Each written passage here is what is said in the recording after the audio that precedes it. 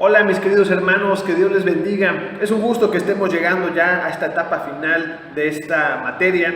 Entonces vamos a entrarle ya directamente al libro de los Hechos, a este segundo tratado que hemos atribuido a Lucas, en el cual vamos a ver una descripción de la historia de la iglesia o del inicio de la iglesia, ¿no? Cómo inició el ímpetu de la iglesia, cómo se da esta expansión de la iglesia de Jerusalén a la iglesia del resto de las naciones, una expansión que no terminó, ¿verdad? Y por eso hoy nos tiene estudiando esta maravillosa, historia de la iglesia a la cual ustedes y yo también pertenecemos. Muy bien, dicho eso, el libro de los Hechos vamos a dividirlo en un prólogo y 6 secciones. Y a manera de comentario relevante, el prólogo que ahorita vamos a comentar de él, que es muy similar al prólogo de Lucas, después estas 6 secciones que les acabo de comentar, tiene algo así como 2 divisiones. Las primeras 3 secciones, el personaje central va a ser el apóstol Pedro. Es alrededor de él al quien va a girar buena parte de los acontecimientos que vamos a ver en esta descripción. Y los siguientes 3 secciones, el personaje central, el personaje que se convierte en el hilo conductor de la narrativa, va a ser el apóstol Pablo. Entonces nos vamos a dar cuenta, ¿verdad? Obviamente este rol importantísimo que ocuparon ambos apóstoles en la historia temprana de la iglesia de Jesucristo. Entonces, dicho esto, iniciemos a dar este recorrido por el prólogo y estas 6 secciones. De acuerdo, bueno, pues iniciamos con el prólogo. El prólogo lo vamos a encontrar en el capítulo 1, versículo 1, hasta el capítulo 2, versículo 41. Y vamos a entrarle directamente. De hecho, de inmediato en el versículo 1 vamos a encontrar este enlace que hay entre Lucas y Hechos. Y les leo Hechos 1, versículo 1. En el primer tratado, oh Teófilo, hablé acerca de todas las cosas que Jesús comenzó a hacer y enseñar. Entonces, bueno, así se introduce Hechos. Vamos a ver que hay un enlace directo con el Evangelio de Lucas. Está hablando, ¿verdad?, de un primer tratado. Por eso así lo hemos llamado también en esta materia. Primer tratado, segundo tratado de Lucas. Entonces, bueno, hay este enlace natural que hay entre Lucas y Hechos y por eso es que los analizamos muy de la mano. Así inicia el libro de los Hechos y de inmediato nos empieza a dar una serie de descripciones de la vida de la iglesia. A resaltar es que en el versículo 3 se nos dice que Jesús es presentado vivo. Es decir, después de que Lucas nos dejó con un Cristo que ha resucitado, Hechos de inmediato dice, ese Cristo resucitado se presentó ante una multitud de testigos vivos, dejando en claro, ¿verdad?, que se trataba no de una alucinación, de algo que ellos espiritualmente estaban percibiendo, de una sensación, de un sentir de ellos, de que ellos dijeran, es que yo siento que Cristo vive en mi corazón, como tú y yo sí lo sentimos, o lo percibimos, ¿verdad?, en nuestras vidas, pero en realidad es muy claro. Lucas quiere dejar en claro que Jesús ha presentado vivo con todas las evidencias, pues, de la vida. De hecho, lo deja en claro, ¿verdad? Dice, a quienes también después de haberse presentado padecido, se presentó vivo con muchas pruebas indubitables, apareciéndoseles durante 40 días y hablándoles acerca del reino de Dios. Lucas quiere dejar en claro en la introducción la condición de vida de Jesucristo, algo que es visto por muchos, que tienen testigos, que son pruebas que no son, que son palpables para las personas, y que además lo ha hecho durante 40 días y que durante esos 40 días Él también ha continuado enseñando. Después en el capítulo 1, versículos 6 al 11, se nos presenta la ascensión. Después de este Jesús que se ha presentado vivo, Él asciende, ¿verdad? Podríamos decir que en este versículo 1, capítulo 6 al 11, es algo así como el fin del ministerio de Jesús en la tierra. Jesús en esta encarnación de Dios ha concluido, y así lo deja Lucas, ha concluido con su ministerio aquí en la tierra en ese momento.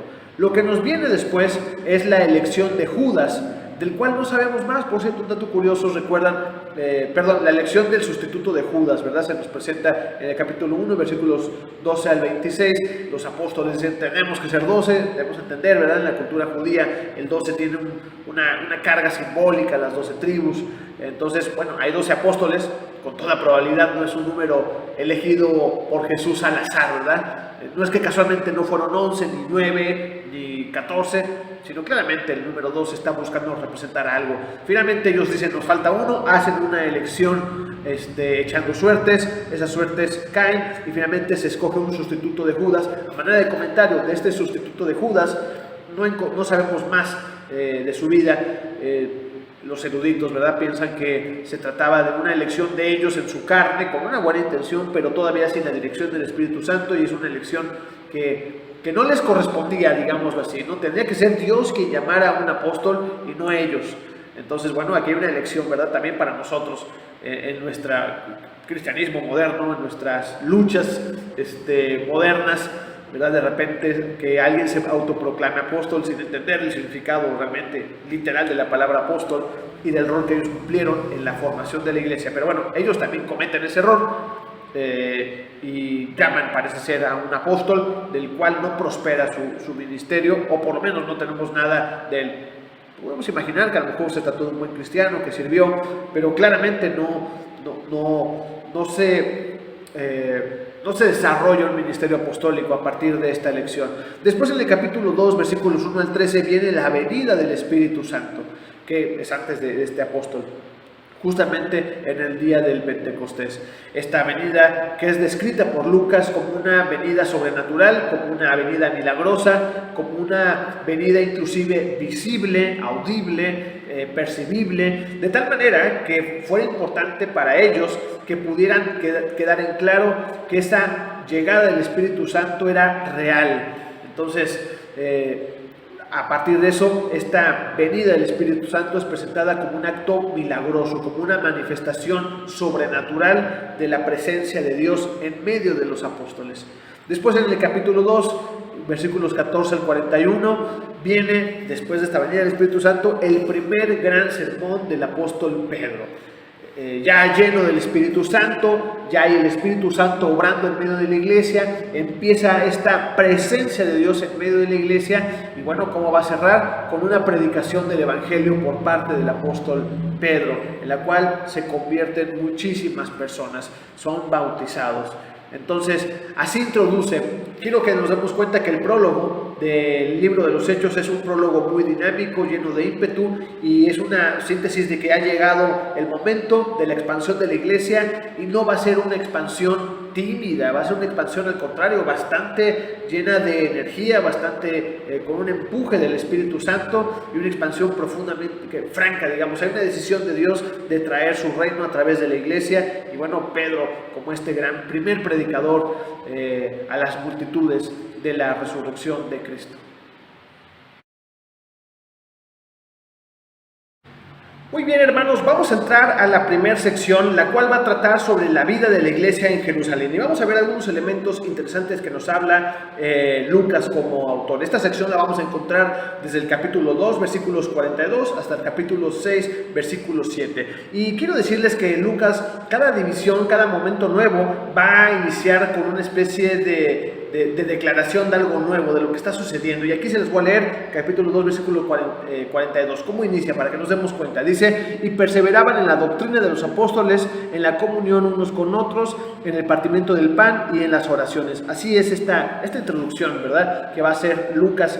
Y vamos a darnos cuenta, digamos, capítulo a capítulo, que Lucas introduce sus secciones de una manera muy interesante, mostrándonos una iglesia activa de alguna manera. Muy bien, dicho eso, el capítulo 2, versículos 42 al 47, nos va a hablar de la vida de la iglesia, esta primera etapa, donde ellos perseveraban unánimes, donde ellos compartían unos con otros, comían, tenían sencillez de corazón, esta etapa muy romántica, este primer amor de la iglesia, esta etapa, no sé, utópica, esta etapa de que todo es lindo, de que todos estamos unidos ahí, alabando a Dios, adorando. Jesús ha resucitado, ha habido muchos testigos, hay una predicación de Pedro y la gente está creyendo, están siendo bautizados enorme cantidad de personas. Es una etapa bastante linda, una primera etapa, un amor, un momento muy lindo de la vida de la iglesia. Después de este momento de la iglesia, Lucas nos describe en el capítulo 3, versículos 1 al 10, un milagro. Pedro y Juan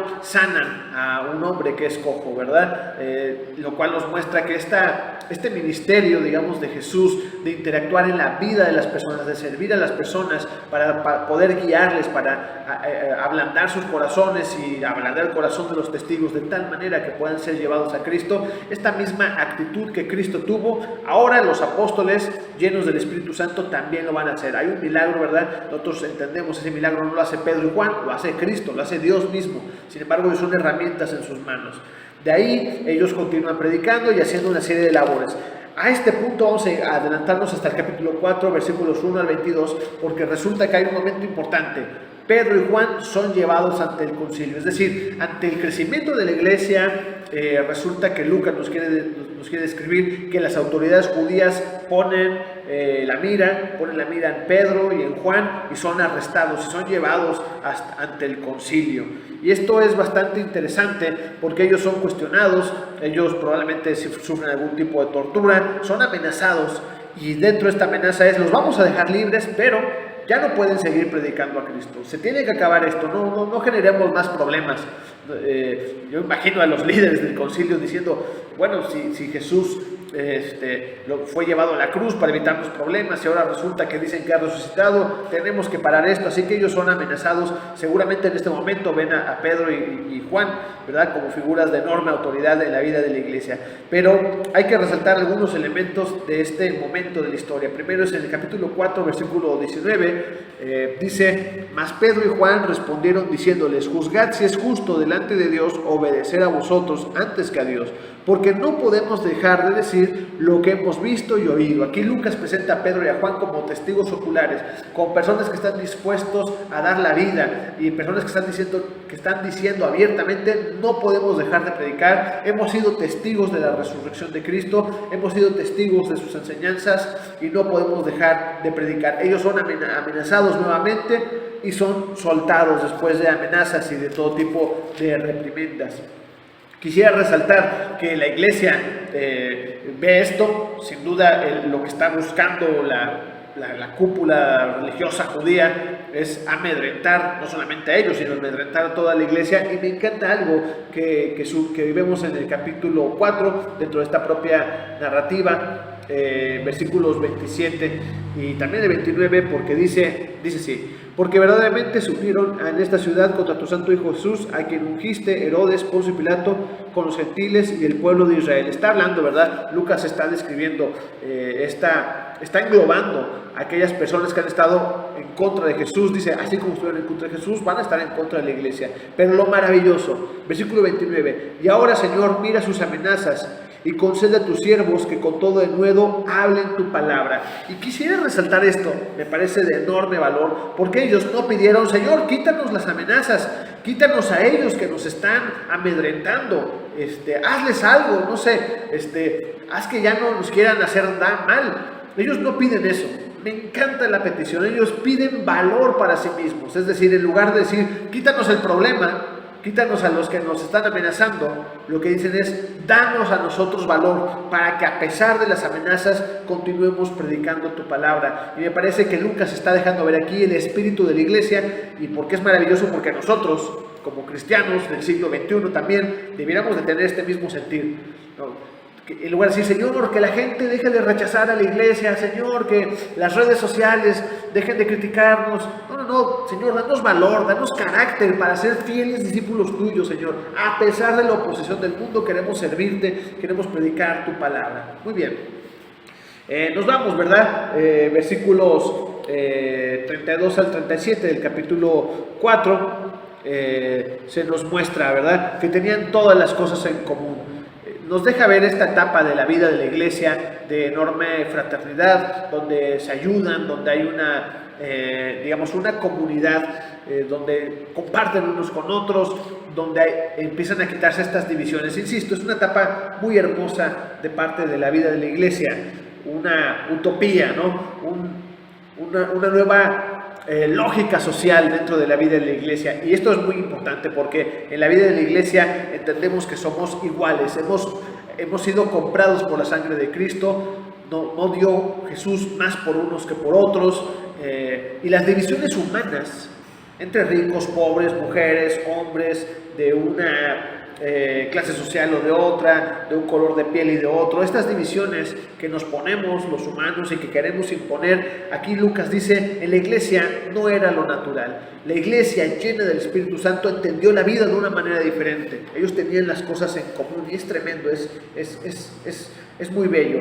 Después después de este momento lindo, viene un primer, vamos a decirlo así, como que acto de corrupción dentro de la iglesia, un primer intento de sabotear este momento utópico, y lo vamos a ver, ¿verdad?, en el capítulo 5, versículos 1 al 11, con Ananías y Zafira. Ellos van, venden cosas, venden propiedades y van a dejar la ofrenda, y resulta que ellos dicen, hemos traído todo el producto de la venta aquí para repartirlo, y resulta que Dios protege la sinceridad de la iglesia. Dios está buscando proteger la identidad de la iglesia de la maldad, de la corrupción, de la falsedad en esta etapa temprana, porque hay una disciplina muy fuerte. Ananías y Zafira mueren, y esto pudiera parecer una disciplina muy severa, muy grave, y además por un acto que unos diríamos, bueno, pues finalmente ellos dieron.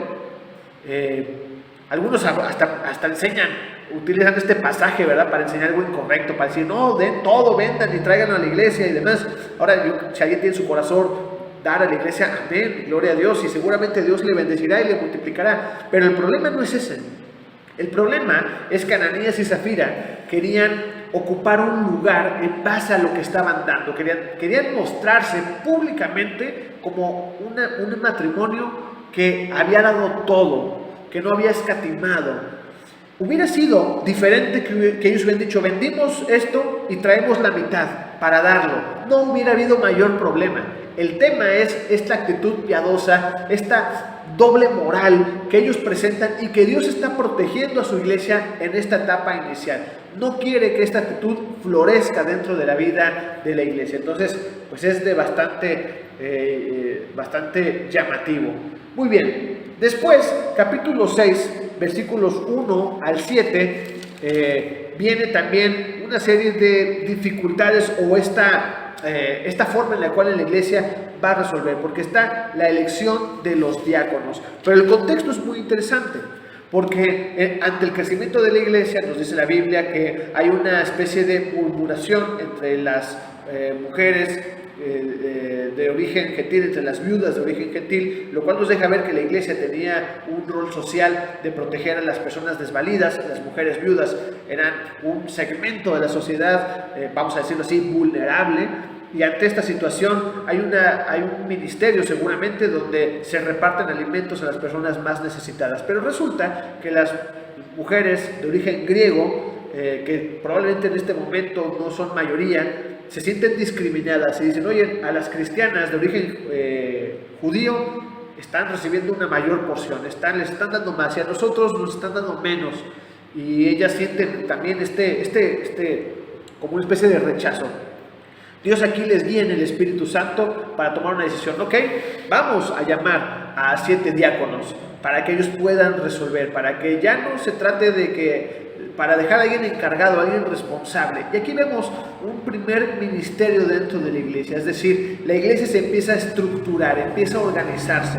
Aquellos que hoy en día dicen, no, la iglesia debe de ser, lo digo pues con mucho respeto, ¿verdad?, pero como que nada más tú y yo nos vamos a mi casa y leemos la Biblia y tocamos la guitarra y comemos y nos vamos, y como que sin organizarnos, porque de repente, ¿verdad?, hay iglesias así, hasta creo que se conocen como orgánicas.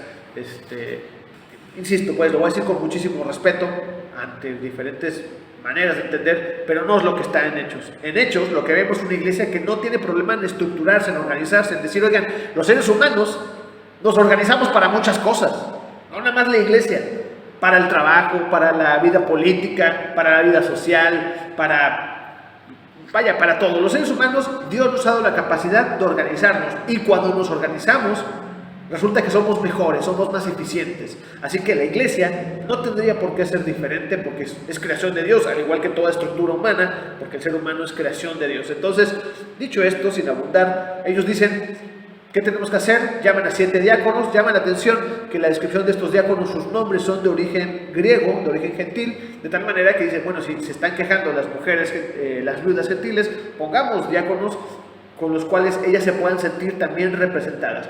Y hay una primera organización de parte de la iglesia. Al final, versículo 7 se cierra diciendo, ¿verdad? El capítulo 6, versículo 7, y crecía la palabra del Señor y el número de los discípulos se multiplicaba grandemente en Jerusalén, también muchos de los sacerdotes obedecían a la fe. Así que aquí viene una primera sección de cómo es la vida de la iglesia en Jerusalén, en la cual se manifiesta el Espíritu Santo, en la cual hay milagros, en la cual hay crecimiento, pero también hay oposición de los líderes judíos y también hay problemas internos que deben ser resueltos, y la iglesia encuentra una y otra vez, guiada por el Espíritu Santo, la manera de salir adelante en esta etapa que sin duda alguna hay que estudiar, porque yo digo que la iglesia de los Hechos sigue siendo para nosotros nuestro modelo a seguir.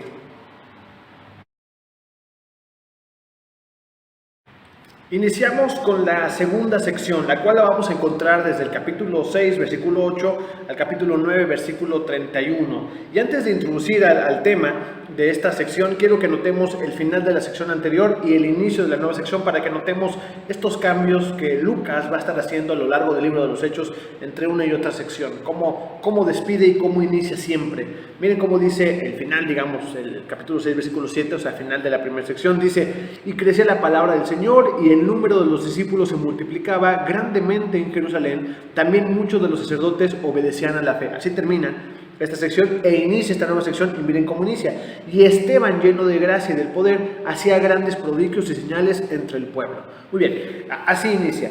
Y vamos a ver, porque esta segunda sección trata sobre la expansión de la iglesia. Una iglesia, mientras que en la primera sección veíamos y situábamos a la iglesia de Cristo en Jerusalén, vamos a ver cómo Lucas en esta segunda parte nos va a hablar de una iglesia que se expande territorialmente hablando. Muy bien, ¿y cómo inicia? Inicia con el arresto y la muerte de Esteban, la cual encontramos en el capítulo 6, versículo iniciando con el 8, hasta el 7, versículo 60. Esta historia conocida como de Esteban, el primer mártir de la iglesia cristiana, que era uno de los diáconos que servía fielmente a Dios, es juzgado y mediante un juicio injusto, obviamente, es apedreado. En esta lógica aparece también Saulo de Tarso. Entendemos que después de la muerte de Esteban, nos dice Lucas que sus ropas las trajeron a los pies de Saulo de Tarso. Esta expresión de que trajeron las ropas, a los pies de Saulo, pudiera entenderse que Saulo es quien está detrás de este asesinato. Saulo pudiera tratarse de un grupo de líderes o más bien de jóvenes entusiastas judíos que quizás son traídos por la cúpula del Sanedrín, por la cúpula judía, para contrarrestar el crecimiento de la iglesia, algo que se describe anteriormente en el libro de los Hechos, y podríamos especular que dentro de este grupo de judíos que han venido a combatir, probablemente ahí está Saulo. Y Saulo es presentado, como un personaje sangriento, como un personaje violento, como alguien que está con disposición a llevar a cabo una especie de guerra santa, ¿no?, por así decirlo, en su creencia, en favor de su religión, de su creencia, pues estar dispuesto al asesinato. Entonces, aquí aparece en el capítulo 8, versículos 1 y 3, aparece por primera vez, digamos ya de manera clara, Saulo, quien está detrás de la muerte de Esteban con toda probabilidad, y que nos dice más adelante que Saulo va a iniciar una gran persecución a toda la iglesia. El objetivo, claramente, al igual que cuando la primera vez amedrentan a Pedro y a Juan, el objetivo de detener la iglesia y no lo logran, lo que logran es que ellos pidan valor al Espíritu Santo, que pidan valor a Dios para que ellos puedan predicar con denuedo la palabra. Bueno, pues Saulo inicia una persecución violenta, a los cristianos en este momento. Pero ¿cuál es el resultado? ¿Qué nos pone Lucas? Lucas, después de decirnos que Saulo inicia con esta persecución violenta, lo que nos va a decir en el capítulo 8, versículos 4 a 25, es que inicia la predicación en Samaria. Es decir, a raíz de la persecución, los cristianos salen de esta permítanme la expresión, esta utopía que estaban viendo en Jerusalén, todo bien, tomado de las manos, cantando, compartiendo. No, es broma, ¿verdad? Realmente ya han enfrentado una serie también de desafíos, pero después de este momento donde todas las cosas van muy lindas, esta persecución violenta les forza a muchos de ellos salir, escapar de Jerusalén.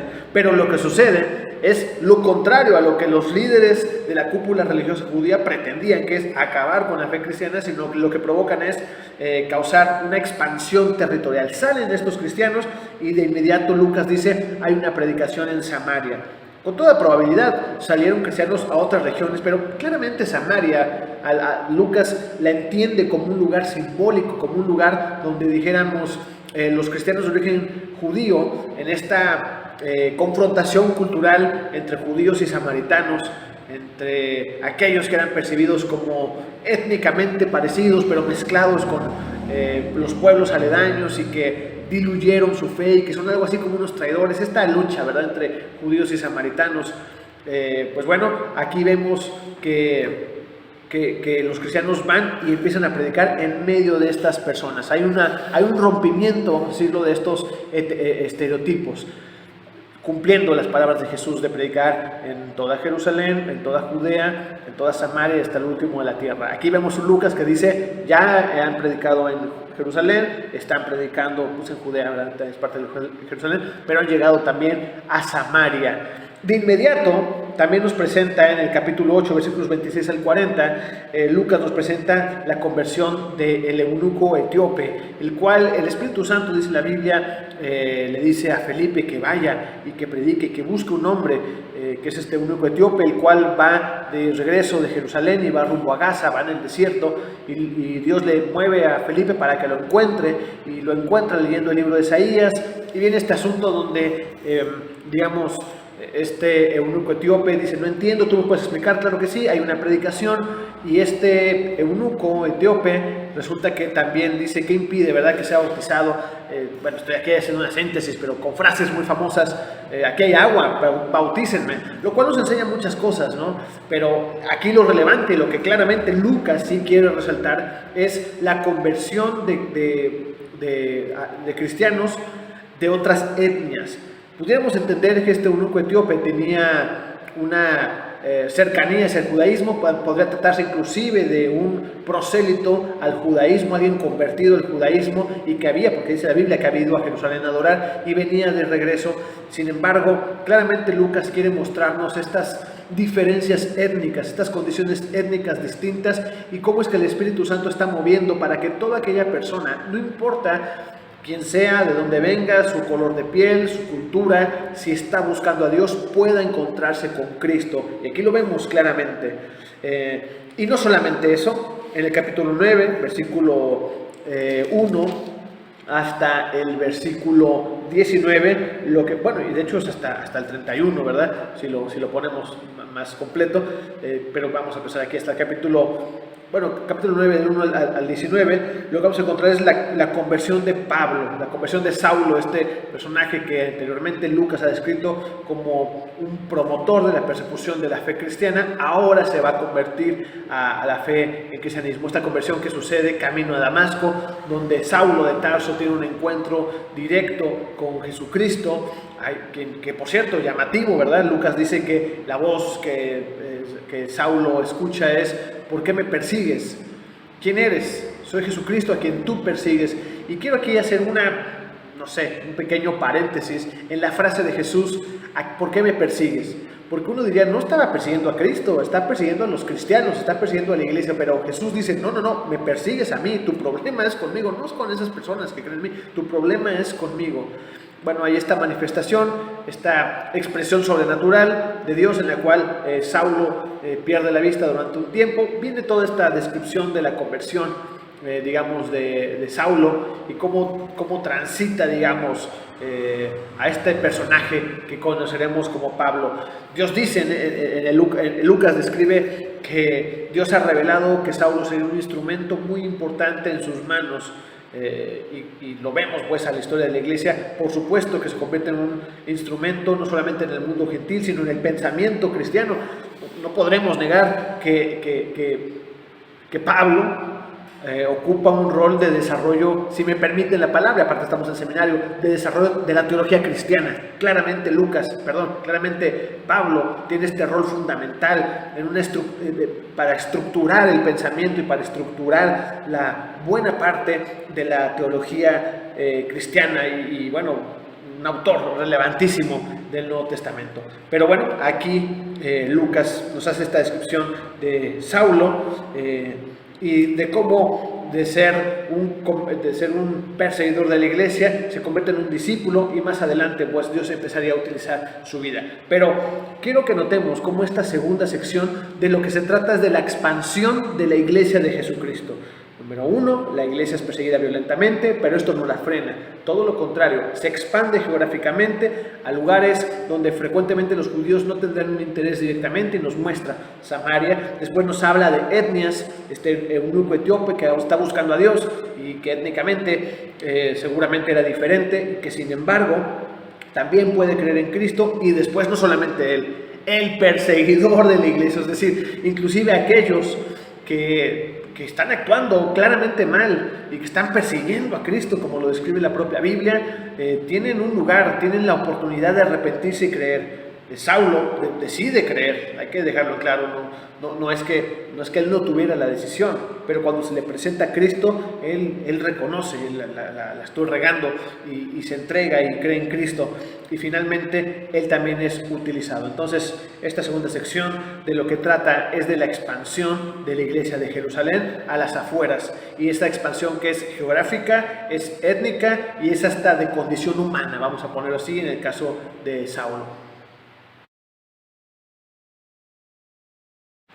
Iniciamos, hermanos, con la tercera sección, y esta sección nos muestra un Pedro que va a abrir la predicación a los gentiles. Hay un cambio en la lógica de la iglesia que ahorita vamos a hablar un poquito de él. Esta sección la vamos a encontrar desde el capítulo 9, versículos 32, al capítulo 12, versículos 24. E inicia con la curación de Eneas de parte de Pedro. Y hay que llamar la atención que Eneas es un nombre griego, así que si se tratara de un judío, sería un judío helenizado, ¿verdad? Pero también podríamos pensar de una persona que probablemente era griega. Por la descripción del texto, cumpliría las condiciones para ser un gentil. Y sin embargo, es sanado por Pedro, por Dios a través de Pedro. Después de esto, viene la resurrección a Dorcas, que dice la Biblia, que su nombre, que es la traducción del nombre de Tabita, que sería su nombre, digamos decirlo, judío. Aquí podríamos especular varias cosas, si se trataba de una judía helenizada o de una gentil prosélita al judaísmo. No lo sabemos, pero al final del día lo que queda claro es que empieza una expansión. Pedro, que es una figura muy relevante de la vida de la iglesia, de esta etapa, de estas primeras décadas del cristianismo, pues empieza a actuar también en medio de gentiles o de personas con una cultura griega. Pero para ya de plano no dejar aquí abierto a ningún tipo de especulación, en el capítulo 10, versículos 1 al 48, se nos da la descripción de este milagro de la conversión de Cornelio, el cual está descrito a enorme detalle. De hecho, nos narra no solamente el evento, no solamente lo que va a pasar, sino lo que está detrás del evento. Entre las cosas nos muestra que Cornelio es un funcionario romano, es un hombre poderoso, pero que tiene un buen corazón, que da ofrenda a las sinagogas. Podríamos decir que es un hombre que estaba buscando a Dios y que seguramente, pues si no era prosélito del judaísmo, por lo menos tenía una simpatía por el judaísmo. Y finalmente es descrito como un hombre justo, como un hombre bueno, que busca hacer lo correcto. En otro sentido, se nos revela a Pedro, el cual el Espíritu Santo mueve su corazón y le indica que vaya a predicar a Cornelio. Viene esta descripción enorme, ¿verdad? Estas visiones que tiene Pedro sobre alimentos que los judíos no podían comer, y esto de lo cual, pues bueno, no vamos a adentrarnos en esto, vamos a decirlo, en elemento de la cultura y la forma en la cual Dios convence a Pedro de que debe de ir hacia los gentiles, de no llamar inmundo a lo que él ha creado, para dar la enseñanza de que no debía existir un desprecio hacia los gentiles por parte de los cristianos de ese momento o de los judíos. Hay que recordar, lo hemos dicho en clases, quizás en las cátedras, pero vale la pena recordar que en este periodo de la historia no existe una distinción clara entre judíos y cristianos. sino que se trataba de judíos que habían abrazado la promesa del Mesías, ¿no? Eran conocidos como los del camino y no había una división. De hecho, por eso todavía el propio Sanedrín y las autoridades judías todavía conservaban una especie de rol de autoridad, y lo vamos a ver también más adelante, inclusive con Pablo, dentro de la vida de la iglesia. Pero en esta lógica, donde los cristianos de origen judío son la mayoría y tienen la batuta, digamos, de la dirección de la fe, pues resulta que empezamos a ver que el Espíritu Santo mueve el corazón de la iglesia para predicar a personas de otras etnias, de otras culturas, a gentiles, cosa impensable para los judíos. Ellos tenían un desprecio hacia los gentiles. Para la cosmovisión judía de ese momento, los gentiles éramos, ¿no? Combustible del infierno nada más, pero en la lógica del reino de Dios, en expansión, en esta lógica de promesa que Dios le hizo a Abraham, de que en él serían benditas todas las naciones, o sea, aunque ellos pensaran eso, para Dios no, para Dios tiene un plan para que su iglesia y su pueblo se expandiera más allá de una etnia, de un territorio, y es el plan de la iglesia. Entonces viene la predicación a Cornelio se convierte, y en este caso en lo particular, Lucas nos dice que hay una manifestación visual de la venida del Espíritu Santo, en la cual se manifiesta ahí de manera milagrosa, sobrenatural, esta venida del Espíritu Santo, que tiene un propósito, vamos a dejarlo en claro, tiene el propósito de dejar en claro que Dios puede interactuar también en la vida de los gentiles. Esto creo que vale la pena recalcarlo. Estoy metiendo aquí una opinión personal, ¿verdad? Y de efecto doctrinal, pero de repente cuando creemos que, porque la Biblia dice que hay estas manifestaciones del Espíritu Santo, de repente en el cristianismo moderno se llega a creer que cada vez que alguien se convierte algo debe de pasar, y esto debemos tener mucho cuidado, porque la realidad es que no sucedía en todos los momentos. De hecho, hay un montón de textos donde la gente creía y punto, y recibía el Espíritu y lo hacía como seguramente la mayoría lo hemos experimentado, algo en el corazón, una paz en el corazón. Sin embargo, en algunos casos en lo particular, con un propósito particular, hubo una manifestación visible, y la Biblia lo deja en claro, Lucas lo deja en claro, desde la venida del Espíritu Santo en el día del Pentecostés hasta otros momentos donde se convierten en gentiles, y de hecho donde regularmente va a suceder es en el contexto de los gentiles. Y eso es lo que sucede con Cornelio. Él se convierte y en esta conversión hay una manifestación visual. ¿Cuál es el mensaje? Lucas quiere dejar en claro: los gentiles pueden recibir el Espíritu Santo, no están impedidos en su condición de gentiles, no tenían que haber sido judíos para que esto pudiera suceder. Entonces aquí viene esta cosa, este elemento interesante. Después en el capítulo 11, versículos 1 al 18, hay un informe de Pedro de lo que está pasando. Él regresa a Jerusalén y dice: oigan, hermanos, ¿qué creen? Dios está manifestándose también entre los gentiles. Y de hecho, un argumento que puede utilizar Pedro, cuando ellos pareciera ser que el texto deja ver que hay una especie de duda de que no sabemos si realmente los gentiles puedan creer, si ellos puedan recibir el Espíritu Santo, si puedan estar al nivel de nosotros como judíos que hemos abrazado la fe en Jesucristo, en el Mesías. No nos queda claro. Y el argumento, no es el único, pero un argumento de peso que dice Pedro es: yo vi que recibieron el Espíritu Santo. Hubo una manifestación visual de que el Espíritu Santo estaba en ellos, de tal manera que no es un tema menor. Hay una manifestación divina, sobrenatural, de que ellos están recibiendo el Espíritu Santo, para que no haya duda, para que nuestros prejuicios no nos estorben. Dios nos está abriendo los ojos y nos está dejando ver su visión. Bueno, más adelante de esto, capítulo 11, versículos 19 al 30, se nos presenta la iglesia en Antioquía. Aquí se le da un rol bello a la iglesia de Antioquía, y debemos decir que, sobre todo en la iglesia respecto al mundo gentil, Antioquía va a cumplir un rol sumamente importante. Ustedes recordarán algunos creen, ¿verdad?, que Lucas es de Antioquía, o que Lucas escribe desde Antioquía por el peso que le da, pero bueno, la verdad es que no hay un sustento muy fuerte a esto. Lo que sí es un hecho es que Antioquía fue una ciudad de expulsión de misioneros, de lanzar misioneros, un lugar donde la iglesia gentil encontró un desarrollo.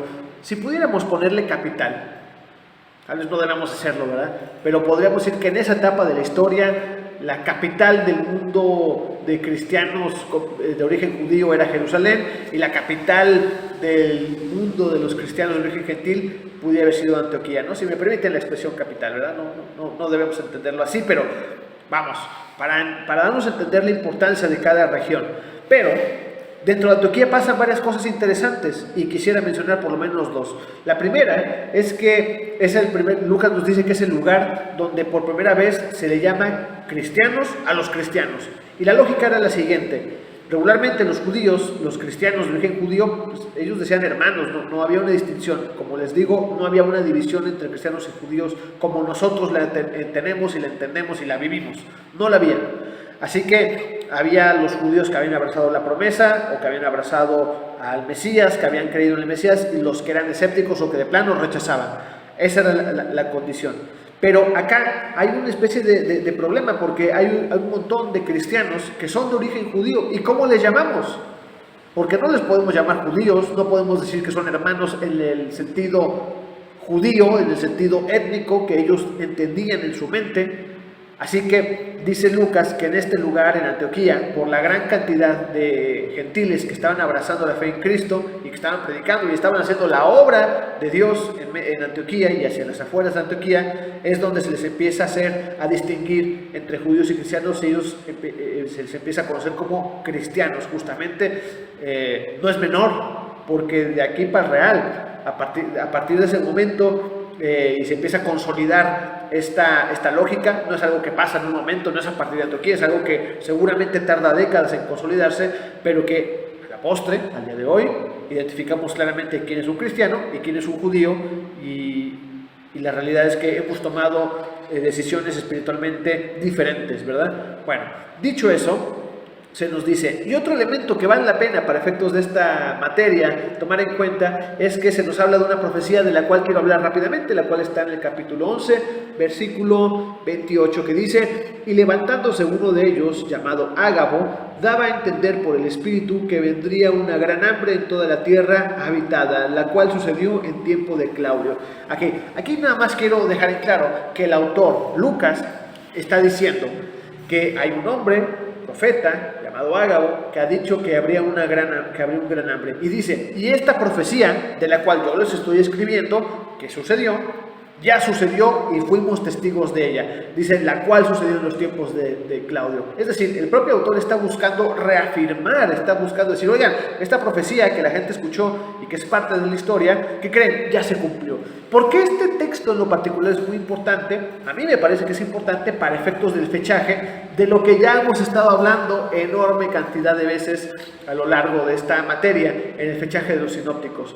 A mí sí me parece muy relevante, me parece de enorme peso que ante la profecía de Jesús de la destrucción de Jerusalén, diciendo, ¿ves esto? No quedará piedra sobre piedra, hablando de la hermosura de Jerusalén, que ninguno, ni Marcos, ni Mateo, ni Lucas, en esta posición de investigador, de historiador, de estar haciendo un trabajo enorme, y que vemos que él no tiene empacho, no está escondido, aquí lo está haciendo, aquí diciendo, oye, esto que dijo Ágabo ya se cumplió.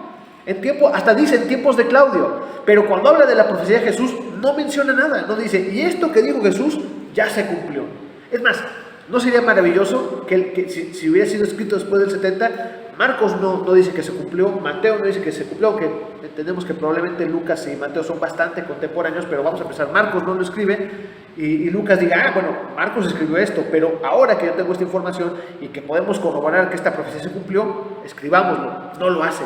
Lucas no menciona nada al respecto, pero en este caso esta profecía, que es menor en comparación a la primera, es menor porque es una profecía de hambre, de una etapa de hambre, mientras que la otra es una profecía de la destrucción de Jerusalén, señora profecía, y no solamente esta. Aquí estamos hablando de un profeta, Ágabo, que merece todo nuestro respeto, pero la otra es una profecía de Jesús, del más alto nivel que pueda haber. Y sin embargo Lucas, pues no habla, ¿verdad? No hay un empacho al respecto de señalar la primera profecía.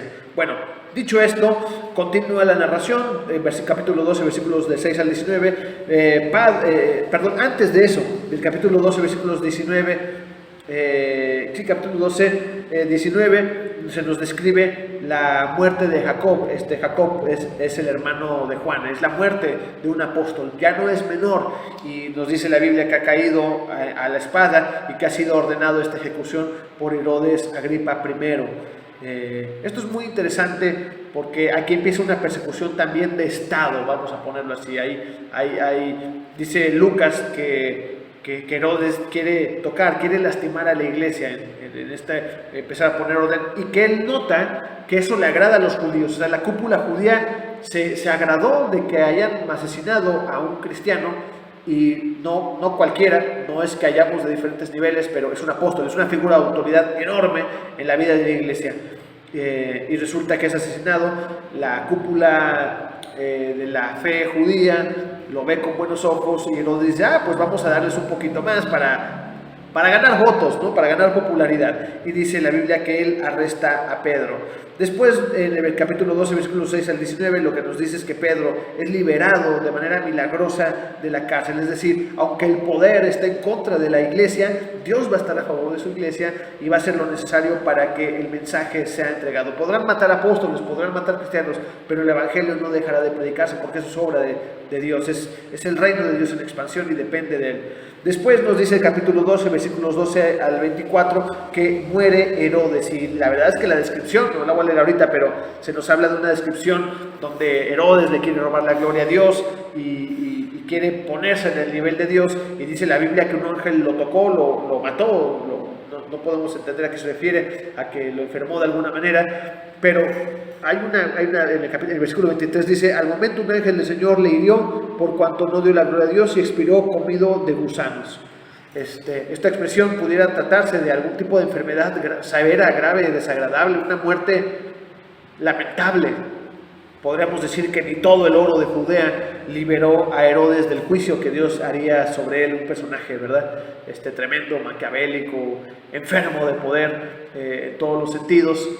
No nos espantemos, Herodes es un político de aquel momento normal, pero finalmente Dios ejerce un juicio sobre Herodes, y la descripción es clara. Y aquí continúa, y vamos a notar el cierre una vez más. Los cierres que hace Lucas en el libro de los Hechos son bastante llamativos, que es capítulo 12, versículos 24, pero la palabra del Señor crecía y se multiplicaba. Hemos notado, ¿verdad?, cómo cierra y abre las secciones Lucas. Siempre nos habla con un mensaje de esperanza. El mensaje sigue creciendo y prevalecían, y en este caso, pero la palabra del Señor crecía y se multiplicaba. Y bueno, así termina esta tercera sección.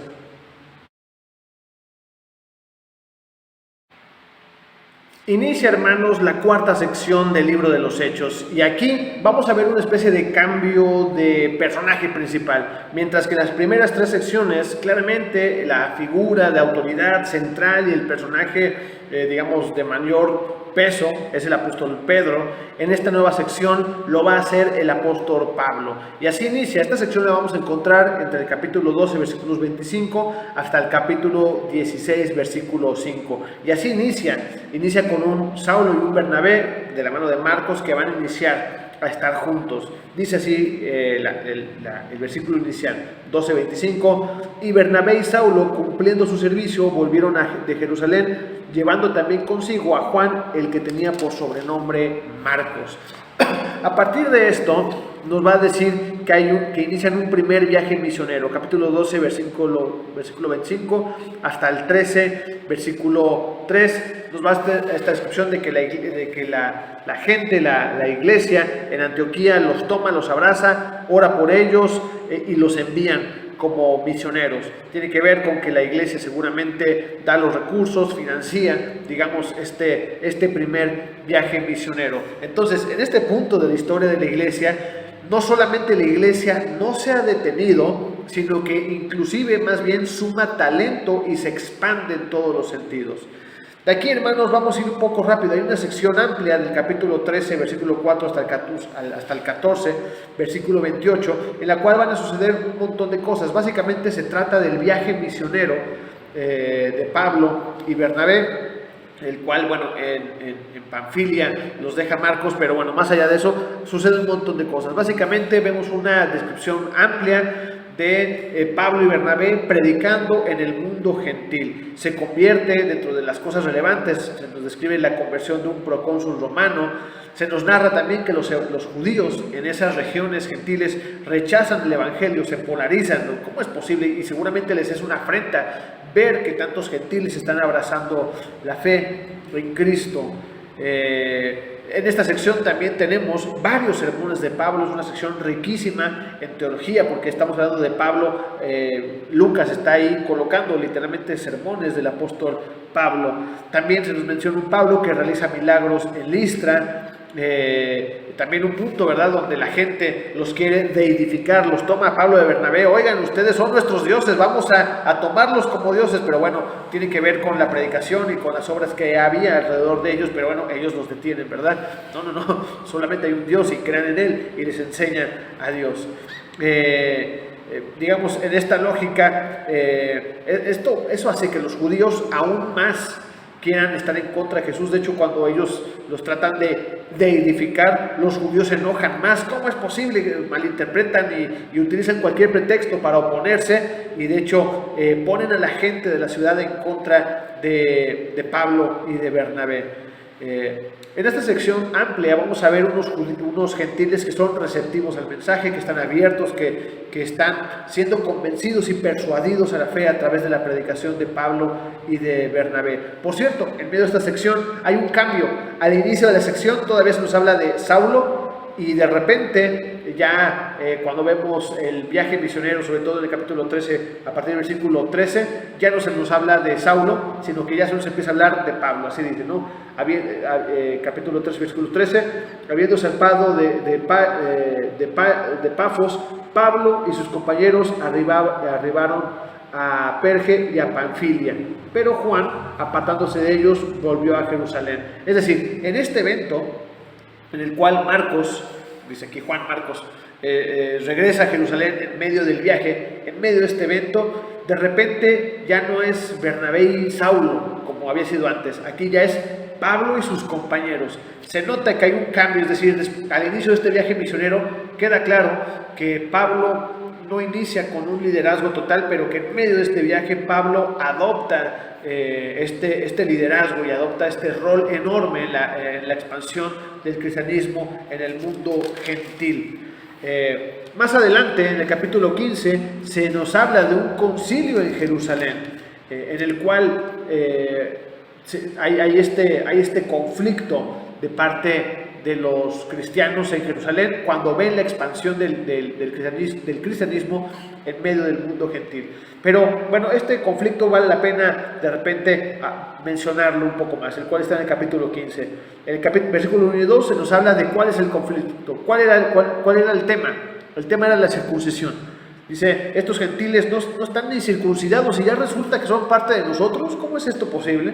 Entonces hay este conflicto. Versículo 5 se nos plantean las circunstancias del conflicto, que básicamente ellos han creído y se nos señala inclusive los responsables. Entonces dice que algunos de la secta de los fariseos, algunos del grupo de los fariseos que habían abrazado la fe, habían creído en Cristo, habían recibido a Cristo, pero estaban batallando con sus malos hábitos legalistas y estaban diciendo, ¿cómo es posible que estos gentiles no estén siguiendo nuestros rituales y ahora resulta que están en medio de nosotros? Pablo y Bernabé cuentan lo que Dios ha hecho en medio de los gentiles. Hay una descripción enorme de Pablo, de cómo es que Dios ha manifestado, de cómo han recibido el Espíritu Santo. Se les habla de cómo hay una expansión enorme de la fe en Antioquía, y da testimonio de todo lo que está sucediendo y de la manera en la que Dios está trabajando. Así que llegan a una conclusión, dicen, bueno, vamos a enviar a algunos testigos, envían a Silas y envían a Judas, uno llamado Judas, lo envían junto con Pablo y Bernabé. Dicen, bueno, vamos a enviar a estos dos a que vayan con ustedes y verifiquen si es verdad lo que están diciendo, si es verdad que hay este gran ímpetu de fe en Antioquía y en el mundo gentil. Así que bueno, son enviados con ellos. Por cierto, Silas se queda. Silas no solamente se queda dentro del equipo de Pablo. O sea, que habían enviado pues, a supervisar, así como que a ver si tiene razón Pablo de lo que está diciendo, resulta que se queda sorprendido y se integra al ministerio de Pablo. A partir de esto, Silas aparecerá como una de las figuras cercanas al apóstol Pablo. Después, en el capítulo 15, versículos 36 al 41, hay un segundo viaje misionero. Pablo y Bernabé deciden, después de haber regresado a Jerusalén y de haber verificado todo en Antioquía, dicen: vamos a hacer un segundo viaje donde demos seguimiento, donde estemos cercanos a las misiones, a aquellas ciudades donde se ha sembrado la palabra de Dios, para continuar con ellos, para no abandonarles, para guiarles, para permanecer cercano a ellos. Y resulta que hay una división entre Pablo y Bernabé. La división es que Juan Marcos, el que nosotros pensamos que es el autor del primer evangelio, dice: oigan, yo quiero ir con ustedes, quiero ir a este segundo viaje misionero. Y Pablo se molesta, porque dice la Biblia que él en Panfilia los abandonó, lo que leímos hace poquito, ¿verdad? Ellos, no sabemos cuál es la circunstancia, no nos lo dice la Biblia. Probablemente podemos pensar que en una etapa primaria vemos un Marcos que tiene como este corazón de: no, yo voy con ustedes, y a la hora de la hora ve que el viaje misionero es difícil, que implica desafíos, que implica pasar momentos complicados, y en medio de estas situaciones, de estas circunstancias, él decide regresarse, cosa que no era sencilla. Regresar a alguien, que alguien viajara en ese momento de la historia no era sencillo, era tardado, era mucha logística y era muy costoso. No era como ahora de que: pues tómate un ADO de regreso y agarra tu mochila y te vas. No, era un problema. Y parece ser que Pablo queda así como que pues considera que Marcos, como si no le viera en ese momento madera de predicador y de misionero, dice: no, pues este cuate no aguantó lo que implica realmente servir a Dios. Así que cuando él se quiere volver a integrar en una segunda etapa, Bernabé dice: oye, pues Marcos dice que viene con nosotros. Pablo dice que no, él no está de acuerdo con que con que Marcos los acompañe, y hay una división entre ellos. Los que habían sido compañeros de ministerio, Pablo y Bernabé, se dividen. Bernabé, con su buen corazón, oigan, por cierto, el mismo corazón, porque Bernabé es uno quizás de los más responsables en integrar a Saulo de Tarso, a la iglesia. Cuando nadie confiaba en Pablo, en ese momento conocido como Saulo, fue Bernabé quien confió en él, fue Bernabé quien tuvo gracia con Saulo. Y en este caso Pablo no está teniendo gracia con Marcos, pero Bernabé sí. Bernabé dice: ok, entonces yo me voy por un lado y tú vete por otro, entendiendo de que, bueno, yo sí confío en Marcos, yo sí le quiero dar una segunda oportunidad a Marcos. Así que se dividen Bernabé y Marcos por un lado, y finalmente también por otro lado se van Pablo y Silas, a quien habían enviado a supervisarle. Ahora es compañero de viaje de él. Después se nos describe un personaje también muy relevante, sobre todo cercano al apóstol Pablo, que sería Timoteo. Él aparece en el capítulo 16, versículos 1 al 5, y como elemento interesante y relevante es que en esta etapa Pablo le pide algo a Timoteo que no le ha pedido a otros gentiles, y que algo que además por las propias cartas de Pablo pudiéramos entender, o una de dos: o que Pablo fue madurando en su propio entendimiento, cosa que con toda probabilidad sucedió. Conforme él va avanzando en su ministerio, va madurando, va aprendiendo, va creciendo, porque recordemos, en las cartas de Pablo, él nunca solicita a los gentiles el circuncidarse. De hecho, en el concilio de Jerusalén dicen: bueno, que se guarden de los ídolos, es decir, que abandonen una vida pagana y que se integren a la fe. Pero en el caso particular de Timoteo, dice: para que no seas piedra de tropiezo, para que no estorbe, para que tú, que no estás circuncidado, para que tú no estorbe, para que este tema de circuncisión no estorbe a tu ministerio, yo te pido que te circuncides. Entonces es una petición especial, lo cual nos hace entender que a veces cuando buscamos servir a Dios, de repente hay que hacer cosas que están fuera de lo normal, fuera de serie, pero estamos dispuestas a hacerlas con tal de servir al Señor, ¿no? Estamos dispuestos a renunciar a comodidades, y así Dios lo pide, con tal de servirle. Bueno, pues así concluye esta cuarta sección, y es la primera del ministerio del apóstol Pablo, que la cual termina, como terminan todas, con un mensaje. Y así termina el capítulo 16, versículo 5: así que las iglesias eran confirmadas en la fe y aumentaban en número cada día. Recuerden, así son los cierres de Lucas para cada sección de su libro de Hechos.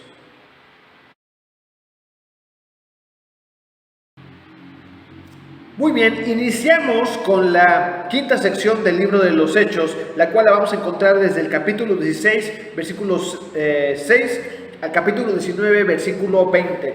Esta sección de lo que nos va a hablar es de la expansión franca del Evangelio, del reino de Dios, de la iglesia, en medio del mundo gentil, bajo la predicación del apóstol Pablo. Y la sección inicia con la visión del varón macedonio. ¿Y por qué es relevante? Porque Lucas quiere decir que este ímpetu misionero no surge ni de la planeación, ni del ingenio, ni de la voluntad del propio Pablo, porque lo que nos dice es que Pablo tenía la intención de ir a predicar a Asia, pero que él recibe por medio del Espíritu Santo una visión de noche en la cual un varón macedonio le está pidiendo auxilio, y él entiende que Dios le está pidiendo que vaya a la región de Macedonia, ¿no? A las regiones griegas. Ahora, como elemento interesantísimo para efectos de esta materia, vamos a decir que aquí, por primera vez, y de aquí en adelante esto va a ser una constante, vamos a empezar a encontrar que las descripciones de los eventos están en primera persona. Y se los leo, quizás leamos hasta unas más dentro de esta sección, pero esta la encontramos en el capítulo 16, versículo 10. Dice: cuando vio la visión, de la cual les acabo de decir, enseguida procuramos partir a Macedonia, dando por cierto que Dios nos llamaba para que anunciáramos el Evangelio. ¿Por qué es relevante esto, mis hermanos?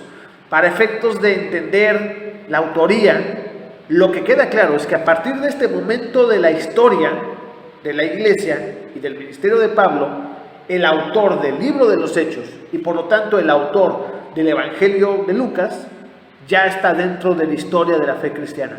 No nos dice quién es, pero aquí, a partir de este momento, va a empezar a describir en primera persona. Ya está escribiendo como alguien que está en ese momento, alguien que es parte del equipo de Pablo y que lo estamos viendo en el contexto del mundo griego. Alguien muy probablemente del propio mundo griego, se ha integrado al ministerio de Pablo, y a partir de aquí lo que cuenta, ya no lo cuenta como producto de su investigación, como lo hizo en el Evangelio y como seguramente lo hizo en parte de la historia de la iglesia, porque todo lo describe como eventos, digamos, en tercera persona, descripciones.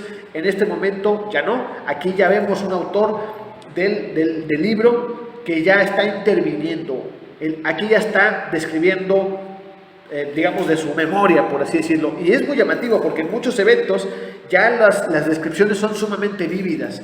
El naufragio que sufren ellos, camino a Italia, y que nos dice, ¿verdad?, las olas, o sea, hay un montón de descripciones que ya están totalmente vívidas. Queda claro, y es muy interesante, que el autor de Lucas y Hechos, en este momento de la historia, está con el apóstol Pablo, parte de su equipo, digamos, de misioneros. Muy bien, dicho esto, se nos habla que Pablo y Silas, mínimamente, y también el autor del libro de los Hechos, porque está hablando en tercera persona, viajan, ¿no? Y son encarcelados en Filipos. Son cuestionados ahí. Ahí de nuevo, les leo de nuevo en el capítulo 6, versículo 13. Y un día de reposo salimos fuera de la puerta junto a un río donde solía hacerse la oración, y sentándonos hablamos a las mujeres que se habían reunido. Es decir, aquí ya estamos hablando de que está Pablo, está Silas, y con toda probabilidad nosotros entendemos que el candidato aquí al que está escribiendo pues es Lucas, ¿no? Pero bueno, Pablo, Silas y el autor de Hechos y de Lucas están viviendo todo esto, están predicando y son encarcelados en Filipos.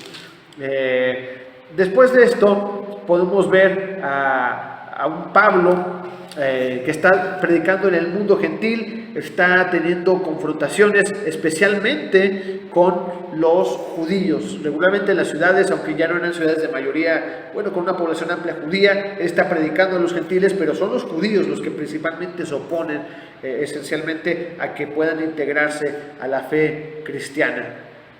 Hay algo que es el alboroto de Tesalónica. Lo mismo sucede, ¿verdad? Por estar ellos predicando como lo hacían. Dice la Biblia que ellos estaban predicando los días sábados, estaban predicando los días de reposo. Pablo utilizaba ese momento para ir seguramente a las sinagogas a predicar, y utilizaba esos días para de una manera más impetuosa estar predicando. Y hay esta descripción bonita, linda, ¿verdad? En el capítulo 17, versículo 6, que dice: pero no hallándolos trajeron a Jasón y a algunos hermanos ante las autoridades de la ciudad, estamos hablando de Tesalónica, gritando: estos que trastornan el mundo entero también han venido acá. Y se nos habla pues de la fe cristiana que está revolucionando, que está trastornando, que está haciendo cambios.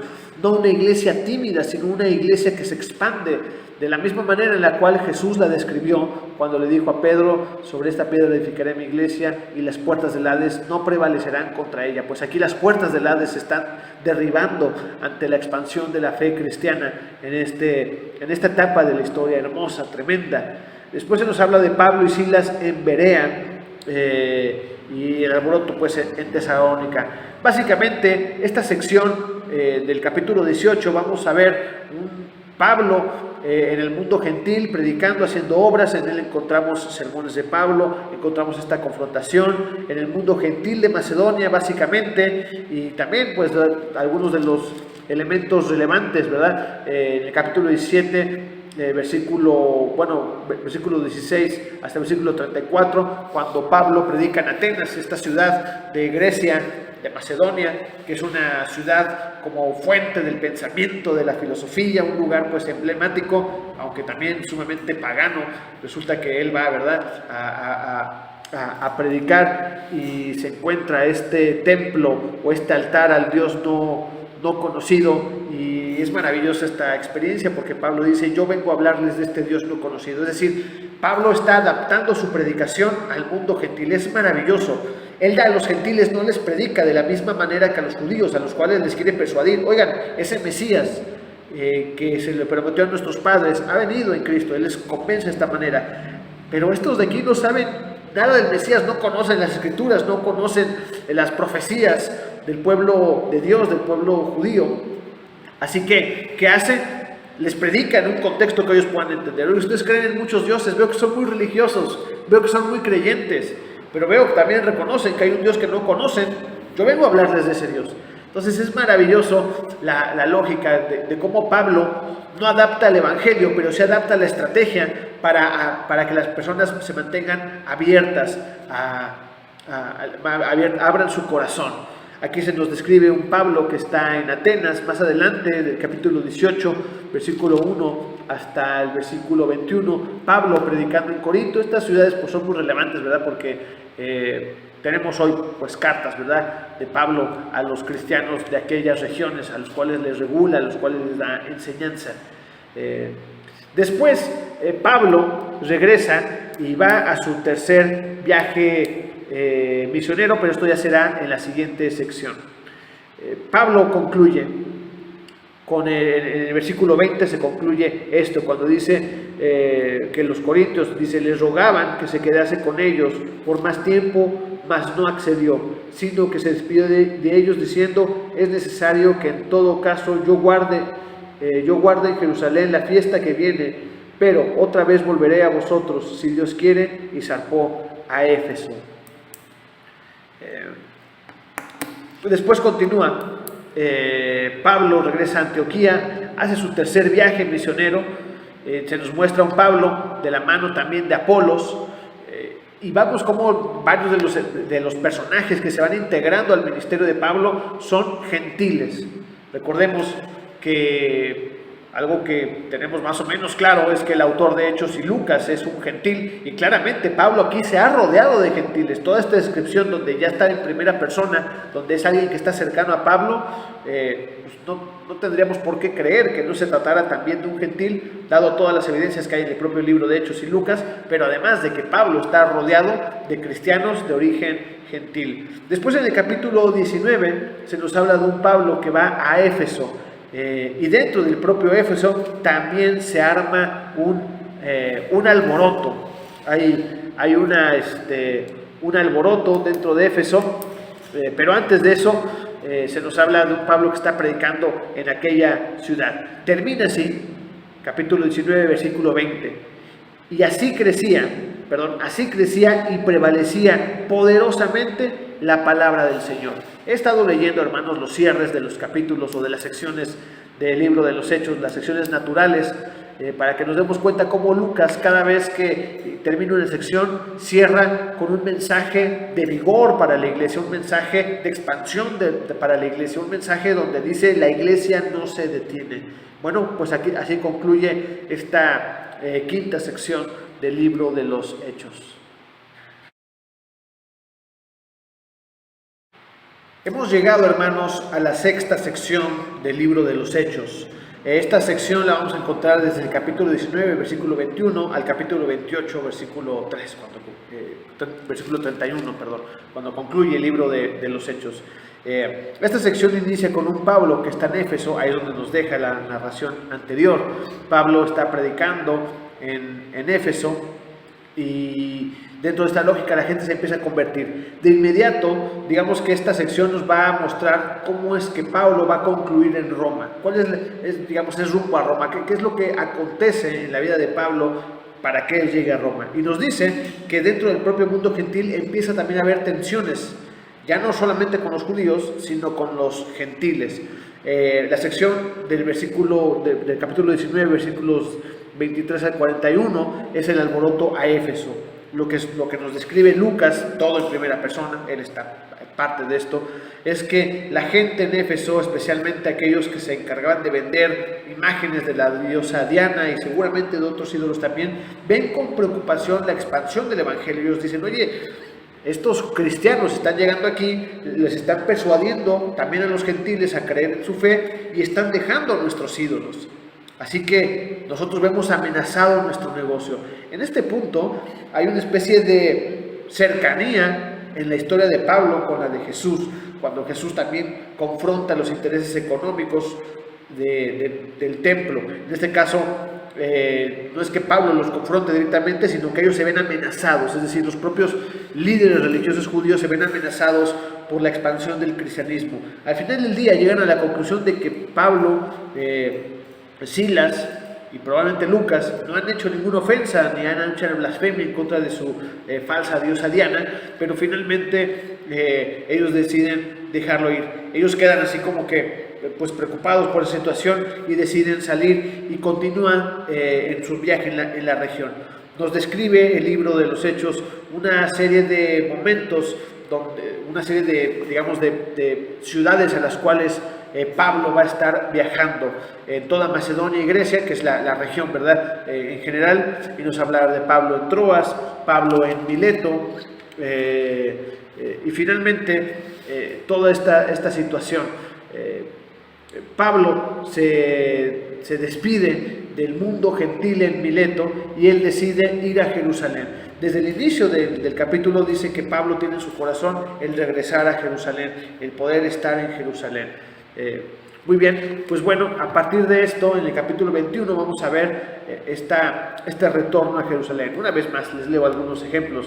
El capítulo 21, versículo 1 dice: después de separarnos, en primera persona, de ellos, zarpamos y fuimos con rumbo directo a Cos y al día siguiente a Rodas y de allí a Pátara.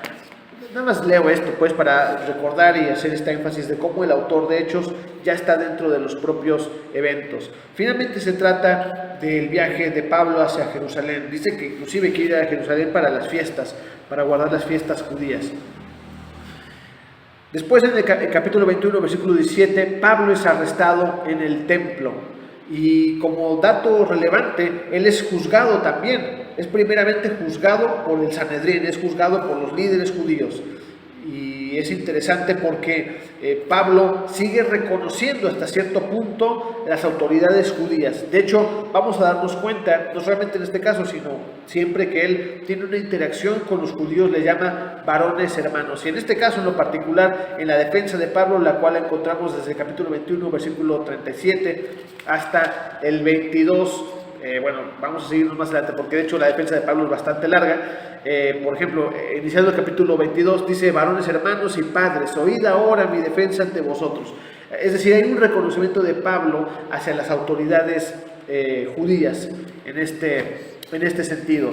Lo que vamos a ver a partir del capítulo 22 es una serie de testimonios donde Pablo está compartiendo su testimonio de cómo ha llegado a Cristo y una predicación de Cristo.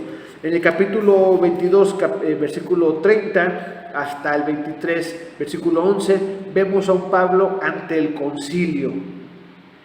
Una vez más, de hecho, en esta sección, Pablo es duro con uno de los juzgadores. Encontramos esto en el capítulo 23, versículo 3. Dice: entonces Pablo le dijo: Dios te golpeará a ti, pared blanqueada. ¿Estás tú sentado para juzgarme conforme a la ley? Y quebrantando la ley, ¿me mandas golpear? Y esto es muy tremendo, porque dice que más adelante, los que estaban presentes dijeron: al sumo sacerdote de Dios injurias. Pablo dijo: no sabía, hermanos, que era el sumo sacerdote, pues escrito está: no bendecirás a un príncipe de tu pueblo. Entonces, lo comento aquí porque en este momento de la historia, Pablo está reconociendo al sumo sacerdote, a pesar de que le acaba de decir pared blanqueada, le acaba de dar palabras duras, seguramente recordando las palabras de Jesús: sepulcros blanqueados. Pablo es más limitado, es más diplomático, ¿verdad? No le dice sepulcro blanqueado, sino pared blanqueada. Pero finalmente él reconoce la autoridad del sumo sacerdote en este momento de la historia, donde, insisto, todavía no hay esta división tan clara, tan definida entre cristianos y judíos. Más adelante se nos presenta el complot para matar a Pablo, y antes de eso Dios le va a decir que tenga ánimo y que el objetivo del Espíritu de Dios es llevarlo a Roma. Finalmente, Pablo, en medio se arma un concilio en Jerusalén, y un grupo de personas dicen: vamos a hacer lo que sea. De hecho, dicen: vamos a guardar ayuno, no vamos a comer ni beber nada hasta que veamos a Pablo muerto. Es decir, hay una intención clara. Recuerden que algunos consideran que hay una extrapolación entre la narración del Evangelio de Lucas y entre el libro de los Hechos, y utilizan, ¿verdad?, como la parte final ocupa bastante espacio. Así como Jesús en Jerusalén es un momento muy relevante, y el juicio que va a haber alrededor de Jesús, también en el caso de Pablo, Lucas le da una enorme importancia. Se hace un complot. Resulta que ante este complot no se le puede juzgar abiertamente, así que es llevado ante Félix, ¿verdad?, ante un gobernador, digamos, romano. Es llevado Pablo ante Félix para ser juzgado bajo las leyes romanas, obviamente persuadidos los romanos o las autoridades romanas por los propios líderes judíos. En el capítulo 25, todo el capítulo 25, especialmente del versículo 1 al versículo 12, en muchas Biblias dice: Pablo apela a César. Y justamente en el versículo 12 dice: entonces versículo 11, porque si algún agravio o cosa alguna digna de muerte he hecho, no rehúso morir, pero si no hay de estas cosas de que estos me acusan, nadie puede entregarme a ellos. A César apelo. Y debemos entender a qué se refiere esto. Se refiere a que Pablo era ciudadano romano, era un ciudadano que aunque era judío, era alguien destacado. Seguramente antes de su venida a Cristo ya era alguien destacado, alguien relevante. Y como sucede hoy en día, cuando tú eres un científico destacado o algo así por el estilo, tú puedes adquirir una nacionalidad. Tú puedes ir, los Estados Unidos te dice: te invito a te doy la nacionalidad para que trabajes en la NASA o algo así por el estilo, ¿verdad? Algunos especulan que esta era una condición de Pablo antes de Cristo, inclusive en su condición de fariseo. Era un fariseo destacado, inteligente, y que tenía la ciudadanía romana. Por lo tanto, cuando él dice apelo al César, lo que está diciendo es: yo exijo tener un juicio bajo la ley romana, no un juicio donde ellos me estén acusando nada más. Quiero que haya una investigación, quiero que se me pueda juzgar bajo las leyes romanas. Así que apelar al César es algo que él hace, y que su juicio sea llevado en Roma. Pablo es llevado ante Agripa, lo cual encontramos en el capítulo 25, versículos 13 al versículo 27. Y ante Agripa, que pues es el rey de Herodes Agripa II, es llevado ante él, y de nuevo Pablo empieza a defenderse ante este Agripa, lo distingue así la Biblia para distinguirlo, no se confunda con el Herodes anterior, pero bueno, finalmente es el gobernador, ¿verdad?, de la región. Y Pablo entonces empieza una vez más, la sección más adelante, del versículo 26 en adelante, es la defensa de Pablo primero ante Agripa. En esta defensa, Pablo va a contar una vez más, como lo hizo también en Jerusalén ante el concilio y lo hizo también ante Félix, va a contar una vez más su testimonio. Cómo es que era un perseguidor, cómo es que Cristo lo llamó, y seguramente es una predicación. Pablo predica, utiliza esos juicios para predicar el Evangelio, toda situación para predicar el Evangelio. Un elemento muy interesante es que en el capítulo 26, versículos 28, nos dice así: entonces Agripa dijo a Pablo, por poco me persuades a ser cristiano. Es decir, después de todo lo que él ha compartido, dice, oye, tu historia es muy convincente y por poco me estás convirtiendo a la fe cristiana. Pablo dice que ojalá no fuera por poco, ojalá creyera, pero que no solamente él, sino que todos los que estaban escuchando debían entender. Es decir, Pablo está utilizando todo momento para predicar el Evangelio. Finalmente Agripa dice, en base a lo que tú me dices y en base a las evidencias, yo no te encuentro culpable de nada. Yo no veo que haya ningún problema contigo. Sin embargo, como apelaste al César, no te puedo liberar, sino que te tengo que enviar a Roma para que seas juzgado. Esto probablemente era una estrategia también, pues un poco cobarde de Agripa, de no haberlo liberado en ese momento, porque el tema de apelar al César era justamente para no ser juzgado injustamente, y este que está juzgando dice, yo no encuentro nada contra ti. Se trataba seguramente para no darle pie a los líderes judíos a que lo presionaran, como para poder decir, mira, yo no te encuentro culpable, yo me lavo las manos, como en la historia de Jesús, pero como tú apelaste al César, y yo no quiero decirle a los de aquí que yo te estoy liberando, ve mejor a que te juzguen en Roma. Se parece, digamos, a la historia, ¿verdad?, de Pilatos con Cristo. Entonces, bueno, finalmente en el capítulo 27, Pablo es enviado a Roma.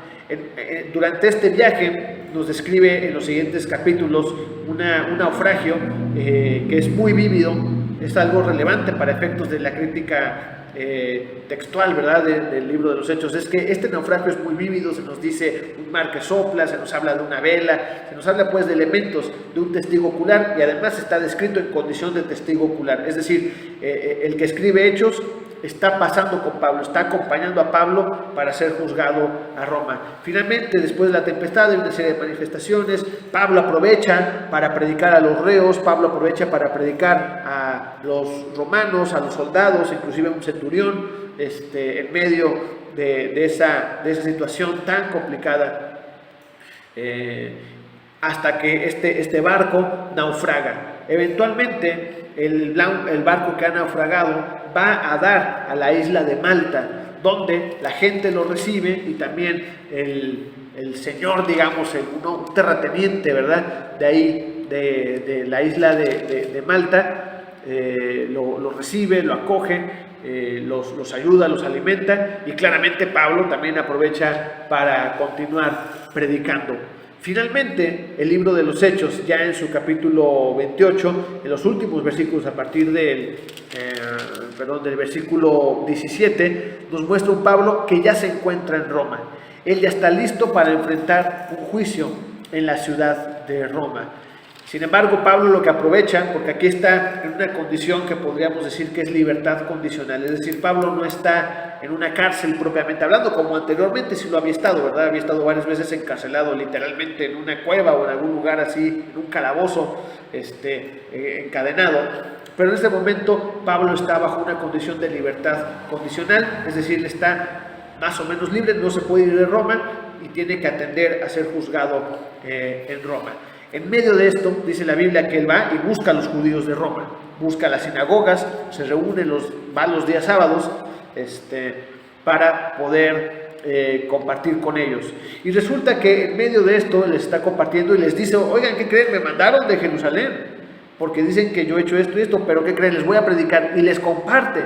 Y en medio de este compartir su mensaje, dice la Biblia que los judíos de Roma, algunos sobre todo de los líderes judíos Dicen, no encontramos nada contra ti. Hay división entre ellos. Algunos creen que Pablo sí debería ser juzgado, otros consideran que no. O sea, hay una división en medio de ellos que no están cercanos a los eventos de Jerusalén.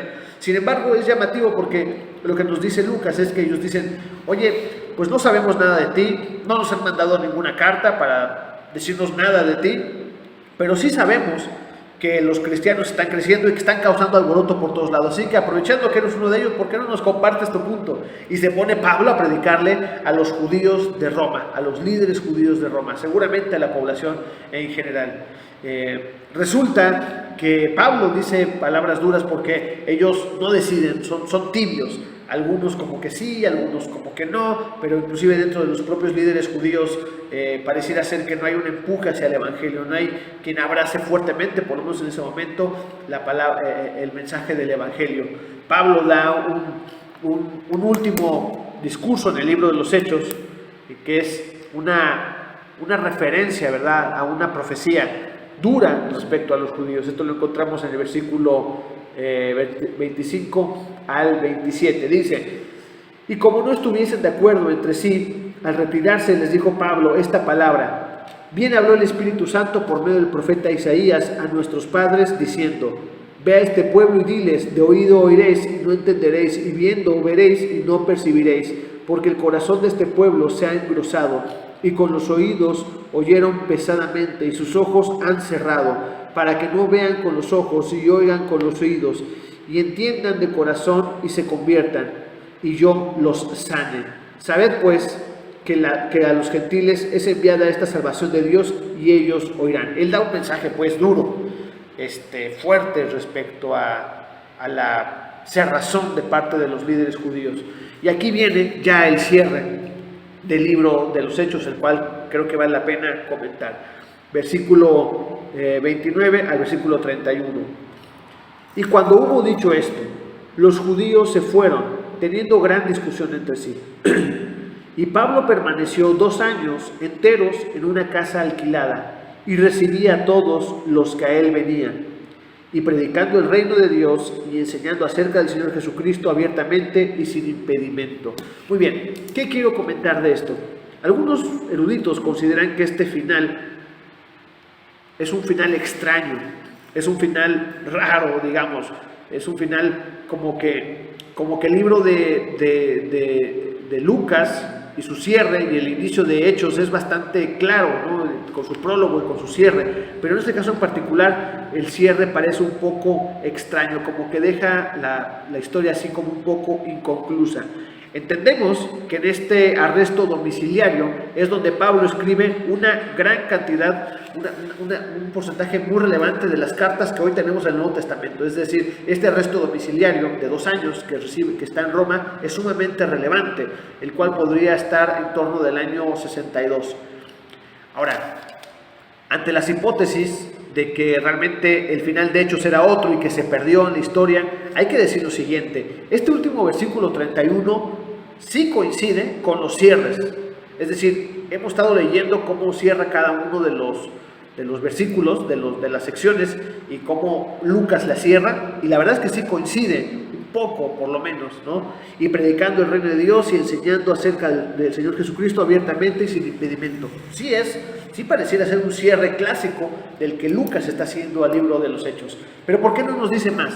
Bueno, podemos comentarlo seguramente en la clase de teología sistemática, o en la sección de teología sistemática, pero en este punto diremos que Lucas cierra así su libro y que está concluyendo, probablemente está esperando a escribir más cosas. Probablemente Pablo es juzgado y es persuadido a que sea condenado de muerte en Roma. Muere Pablo, y probablemente en esta condición Lucas deja de escribir, ¿verdad? Hay que recordar que en la última sección ya Lucas está escribiendo casi de primera mano, casi muy cercano a los eventos, y finalmente parecía ser que en este punto Lucas no sabe qué más escribir. Quizás Lucas en este punto regresa con Teófilo a entregarle su escrito. Vaya, aquí podemos especular 1000 cosas, pero finalmente así cierra el libro de los Hechos. Cierra con un Pablo que, estando en arresto domiciliario, recibe a los cristianos, recibe a la gente, predica el evangelio, y que nosotros sabemos que escribe varias de las cartas que tenemos hoy dentro del canon, dentro de la palabra inspirada del Nuevo Testamento, las escribe en este momento de la historia. Entonces, es un buen cierre, yo digo, ¿no? Hasta donde Lucas se queda y nos da una descripción enorme de la vida de Pablo y de su ministerio en medio de los gentiles y su ministerio apostólico.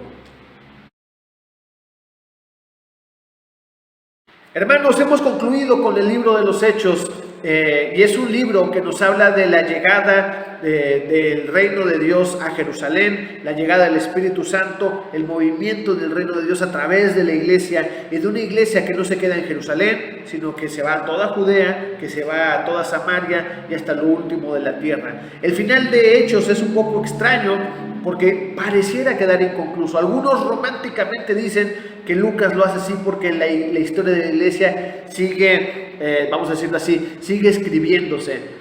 No sabemos si Lucas quizás tenía en mente escribir otro capítulo más adelante y ya la vida no le alcanzó, ya las situaciones no se prestaron para que él pudiera continuar escribiendo, pero sí creo que él cierra esta sección de esta manera. Finalmente el asunto es que realmente la historia de la iglesia siguió escribiéndose y se escribe hasta este día. Y creemos que seguirá escribiéndose hasta que Cristo venga. Así que, hermanos, es maravilloso haber llegado hasta este punto. Que Dios les bendiga, mis queridos hermanos. Les agradezco de su tiempo, les agradezco de su tiempo durante estas cátedras y durante las clases. Y espero, como lo he hecho en otras ocasiones, que la razón por la cual estamos estudiando de esta manera la palabra de Dios dé fruto. Que Dios cumpla el propósito que tiene en nuestras vidas, por el cual nos tiene meditando su palabra de esta manera. Que Dios les bendiga.